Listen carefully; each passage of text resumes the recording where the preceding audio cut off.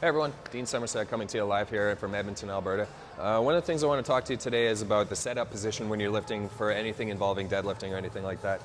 What I see a lot of people do is set up to the bar, grab the bar, and then they get kind of a preload where they almost kind of rip their arms off and they're coming up into it. So they try to jerk the weight off the ground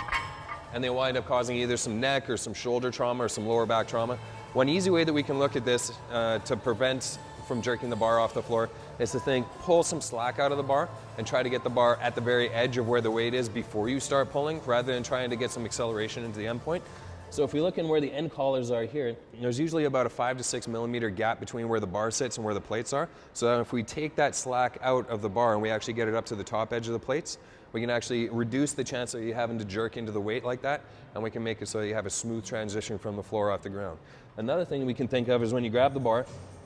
and you pull up into it, we're kind of pre-activating all the muscles that would do that deadlifting movement, from your shoulders, through your back, through your hips, through your hamstrings, and get kind of like that pre-activation of the elastic. So think about if you take an elastic on a slingshot and you stretch it back, you're increasing the amount of kinetic energy that's available inside there in the form of potential energy. By pulling the slack out of the bar, we're increasing the amount of potential energy we have available in the muscles to be able to drive into that weight and be able to accelerate from there. What you don't want to see a lot of people doing is